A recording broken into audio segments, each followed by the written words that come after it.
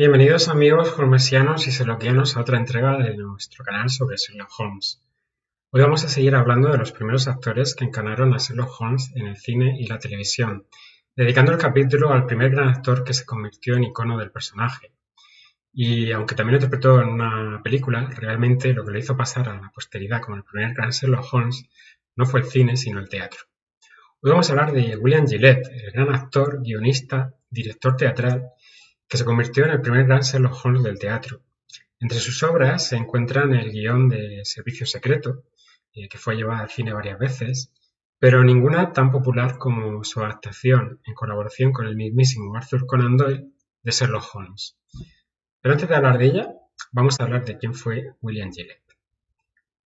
A pesar de interpretar y escribir a Sherlock Holmes, Gillette no era británico, sino estadounidense.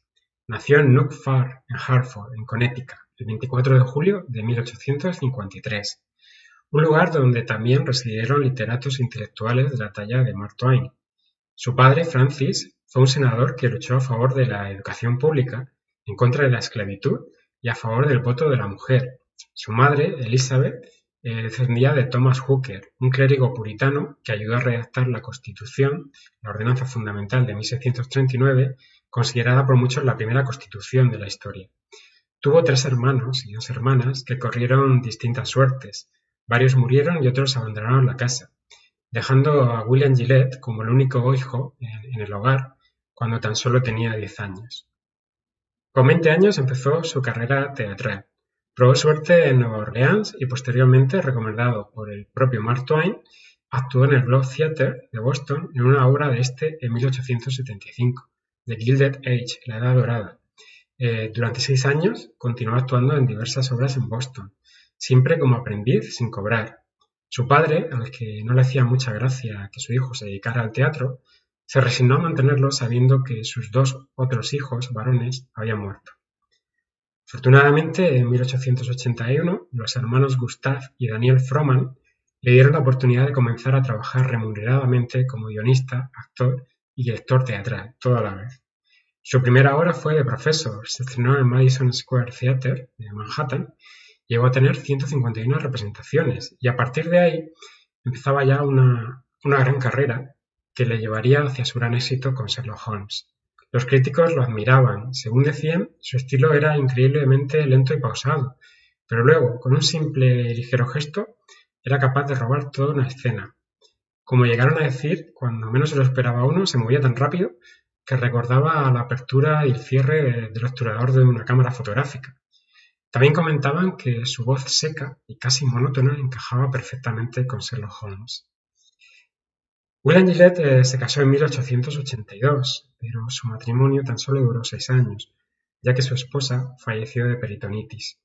No tuvieron hijos y William nunca volvió a casarse. Además de todo eso, William también fue un gran inventor. En 1883 patentó un sistema para sellar con una marca de tiempo los documentos en papel. Y entre 1886 y 87 patentó un nuevo sistema para replicar el sonido del cabalgar de los caballos en el teatro, algo que hasta entonces se hacía con cocos. Pues bien, su sistema era capaz de simular el sonido incluso sobre diferentes tipos de superficie, sobre piedra, sobre gravilla, barro, puentes, etc. Pero bueno, vamos ya a la obra por la que estamos hablando hoy, Sherlock Holmes. Con anterioridad ya se habían representado 2 obras teatrales de Sherlock Holmes, Under the Clock en 1893 por Charles Broxfield y Sherlock Holmes en 1894 por John Webb. Pero en el 95 fue el propio Arthur Conan Doyle el que se decidió a crear una obra completa de 5 actos donde narraba las aventuras de Sherlock Holmes y Watson en sus primeros años. Doyle le ofreció el papel de protagonista a Herbert Beerbohm Tree, el cual exigió que Doyle reescribiera la historia para adaptarla a sus características y además exigió interpretar a Holmes y a Moriarty a la vez. Esto no le gustó nada a Doyle, se negó y probó a ofrecerle el papel a otras personas, en concreto a Henry Irving, el grandísimo actor que además era dueño del Lyceum Theatre de Londres y que rechazó también el papel. Un agente literario, A.P. Watt, le comentó a Doyle que la obra necesitaba una gran reescritura y le solicitó a Charles Frohman, que era hermano de los productores que dijimos antes, que habían contratado a Gillette por primera vez y que estaba produciendo la obra de William Gillette, Servicio Secreto, su gran éxito hasta el momento, le dijo que viajara a Londres para hablar con Doyle. Frohman fue a Londres, habló con Doyle y le sugirió que fuera William Gillette el que se encargara de adaptar la obra. Le compró los derechos para el teatro para poder hacerla. Y bueno, recordemos que en aquellos años Sherlock Holmes estaba muerto tras los incidentes del problema final. Así que bueno, era una nueva obra que nos recuperaba el personaje. Doyle solo le exigió a Frohman una cosa: que no hubiera ningún interés romántico en Sherlock Holmes. La respuesta de Frohman fue muy clara: confíe en mí. A partir de ese momento comenzó una gran amistad entre Gillette y Doyle. Gillette, que estaba de gira con Servicio Secreto, se empapó hasta el fondo del personaje y comenzó a escribir un sinfín de telegramas a Doyle con cuestiones sobre este. El más famoso de ellos fue en el que le preguntó si podía casar a Sherlock Holmes, y la respuesta de Doyle fue realmente increíble: puedes casarlo, asesinarlo o hacer lo que te dé la gana con él. Gillette compuso una nueva versión de 4 actos a partir de la obra de Conan Doyle. En su obra se combinaban sobre todo elementos de Escándalo en Bohemia y El problema final, pero también de muchas otras de las obras publicadas hasta ese momento. Era una obra independiente y autoconclusiva donde Moriarty volvía a ser el gran rival de Sherlock Holmes. Al mismo tiempo, la obra también sirvió para presentar o ajustar, digamos, introducir elementos nuevos como el botón Billy, que hasta entonces había salido pero no tenía nombre, y que luego incluso serían reutilizados por el propio Doyle, que ya utilizó ese nombre de Billy en relatos posteriores. El Sherlock Holmes de Gillette seguía teniendo toda la habilidad, toda la inteligencia y toda la astucia del Holmes original. Sin embargo, era un Sherlock Holmes mucho más abierto a expresar sus sentimientos, como saben todos los que han visto la película o leído la obra. Pero bueno, no vamos a hablar de eso por no spoilear. William Gillette tomó como referencia directa las ilustraciones de Sidney Paget. Sin embargo, sí que hizo algunas variaciones. Cambió la pipa recta por una pipa curva, ya que le era más fácil pronunciar de esa manera. Reutilizó la lupa, por supuesto, el violín y hasta la jeringuilla, como en los relatos originales. Y además introdujo la frase «Oh, esto es elemental, mi querido amigo», que más tarde Clive Brook acabó convirtiendo en el famoso elemental, mi querido Watson. Pero la gran invención de la obra fue el personaje de Alice Faulkner. Inspirada en Irene Adler, la señorita Faulkner se convierte en el interés romántico de Sherlock Holmes. Y hasta ahí podemos leer. Solo vamos a decir que aunque está inspirada sin duda en Irene Adler, es bastante distinta en muchas cosas. Como dije anteriormente, existió un guión original de Conan Doyle y una segunda versión de William Gillette. Sin embargo, ambos guiones desaparecieron para siempre en el incendio del Baldwin Hotel de San Francisco en 1898. Allí se encontraba William Gillette de gira con Servicio Secreto. Entonces no había copia de seguridad en la nube como ahora, pero Gillette, como era un grandísimo actor, tenía una memoria extraordinaria y en un solo mes fue capaz de recomponer una tercera versión del guión en base a sus recuerdos, a sus notas y por supuesto a nuevas ideas. La amistad de Gillette y Doyle se selló definitivamente con una visita del propio Gillette a Londres. Conan Doyle se dice que estaba esperando en la estación de tren cuando de repente el mismísimo Sherlock Holmes, encarnado por William Gillette, con su gorra de doble visera, con su abrigo Ulster de color gris, salió del vagón. Doyle se quedó boquiabierto, no se lo podía creer, y Gillette se le acercó, cogió una lupa, la puso apuntando al rostro de Conan Doyle y exclamó: «Sin duda, un escritor». Doyle no pudo aguantarse la risa. Ambos pasaron un fin de semana en casa. Como decimos, fue el inicio de una grandísima amistad entre ambos. Por motivos de copyright se hizo una representación de la obra en Londres, simplemente para poder certificar que ya tenía los derechos de autor, y el estreno real se hizo en Buffalo el 23 de octubre de 1889. Pasó por varias ciudades hasta llegar a Broadway, al Garrick Theatre, el 6 de noviembre de 1889, donde estuvo hasta el 16 de junio del año 90. Después comenzó una gira que además fue también realizada paralelamente por una segunda compañía que iba a las ciudades más pequeñas, increíble. Y el 9 de septiembre de 1901 la obra volvió por fin a Londres, no sin antes pasar por Liverpool. Llegó al Lyceum Theatre, el de Henry Irving, y luego pasó al Duke of York Theatre. Nunca antes un actor estadounidense había protagonizado una obra en el Teatro Lyceum, que además era propiedad, como hemos dicho, de Henry Irving, que era toda una leyenda que en su momento había rechazado incluso la oferta de Doyle de hacer la obra, pero estaba encantadísimo con la obra. Se cree que Gillette interpretó la obra en torno a 1300 ocasiones, y no solo fue él, por todas partes surgieron adaptaciones. Barcelona, Enrique Jiménez protagonizó la obra en el Teatro Principal desde el 22 de abril de 1908. Era una obra redactada, una versión redactada por Salvador Bonavia, por cierto que la podéis encontrar en archive.org si la queréis leer.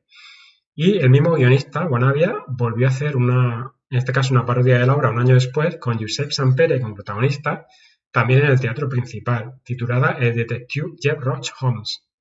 Incluso el año pasado, recordaréis, nuestro amigo Antonio Jesús Romero dirigió una versión de la obra en Málaga.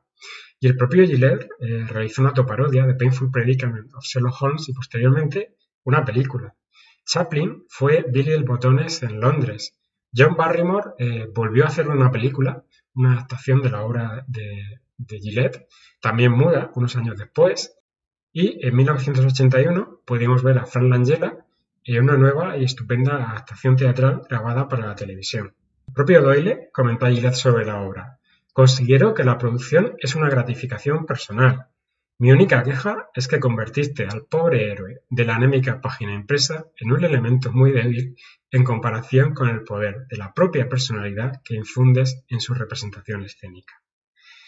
Otro intelectual, el novelista Booth Tarkington, le dijo a Gillette: preferiría verte representar a Sherlock Holmes incluso más que volver a ser niño en una mañana de Navidad. Para los que queráis conocer la obra al detalle, recordad que yo mismo publiqué hace ya años la traducción al español de la obra. La podéis encontrar en Amazon buscando el Sherlock Holmes de William Gillette por Juan José Abenza. Ahí podéis leer el guión de la obra reproducido de la manera más fiel que pude al español. No es una versión novelizada, ni mucho menos, sino la traducción de la obra. Sé que muchos la habéis leído y os ha encantado. Yo también disfruté mucho leyéndola y traduciéndola. Y bueno, creo que es un complemento genial para los que ya habéis leído todo el canon y necesitáis más. Y bueno, hoy vamos a hablar de la película. El propio William Gillette se encargó de llevar al cine su obra en 1916. Como veréis, los que hayáis leído la transcripción de la obra, es una adaptación muy literal. La principal diferencia para mí es que la película empieza con una escena que no está en el texto de la obra. Quizás se incorpore en versiones posteriores. Obviamente, al ser muda, Gillette recurre a los recursos de este tipo de cine para poder sacar adelante la historia.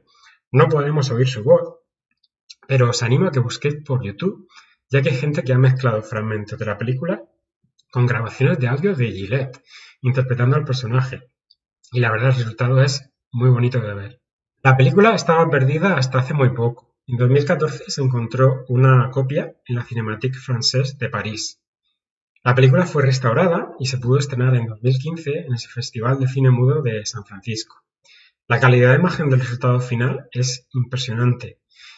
Además, en Estados Unidos se puso a la venta en DVD y en Blu-ray con una edición estupenda de Flicker Alley con muchísimos más extras. Y aquí, aunque se editó la película, se hizo una edición bastante pobre, por desgracia. En los próximos días hablaremos más de todo este proceso de restauración de la película. William Gillette llegó a interpretar al personaje hasta en seriales radiofónicos. Su imagen quedaría ligada para siempre a Sherlock Holmes y viceversa. Aunque su película se perdió, él fue la referencia para toda una generación de actores de Sherlock Holmes que a su vez sirvieron de referencia a otros y así sucesivamente. De ahí su importancia, junto a Sidney Paget, el ilustrador original de Sherlock Holmes, Gillette es el referente más importante en la imagen de Sherlock Holmes en sus inicios. Incluso el ilustrador Frederick Dorr Steele, que hacía las versiones de Sherlock Holmes en Estados Unidos, hacía las ilustraciones, usó a William Gillette como el rostro y la inspiración de sus dibujos. ¿Creéis que aquí termina el relato tan alucinante de la vida de William Gillette? Pues no, resulta que aún hay más. Este hombre era realmente extraordinario. Su otra gran obra, que no hemos comentado todavía, es de tipo arquitectónico. Durante 5 años, entre 1914 y 1919, William Gillette mandó construir su propio castillo basado en sus propios planos, el Gillette Castle en Hardline, Connecticut. Para poder transportar los materiales, también creó un ferrocarril con el que se podía recorrer toda la propiedad, era una especie de tranvía. Sus vías medían casi 5 kilómetros y atravesaban desde puentes hasta un pequeño túnel. Hoy en día el castillo es un museo, parque y alberga multitud de celebraciones. Si vais por Connecticut, no dudéis en visitarlo. Yo no he ido, pero si alguna vez voy a Estados Unidos o a esa zona, desde luego que pienso ir. William Gillette falleció el 29 de abril de 1937 a la edad de 83 años en Hartford, debido a una hemorragia pulmonar. Es curioso cómo en su vida hubo muchas más conexiones con Sherlock Holmes que la propia obra. Recordemos que Sherlock Holmes comprobó suerte en el mundo del teatro, en sus inicios, antes de ser detective. Pero es que además, en sus últimos años también hay otra grandísima conexión. Recordemos que Sherlock Holmes se retiró a Sussex a cultivar abejas, justo al lado de esos maravillosos acantilados blancos, conocidos como las Seven Sisters, las 7 hermanas, esos acantilados junto al mar tan bonitos. Pues bien, el castillo de Gillette fue construido sobre una cadena montañosa, también llamada Seven Sisters, hasta el punto de que él mismo llamó a su mansión The Seventh Sister, la séptima hermana.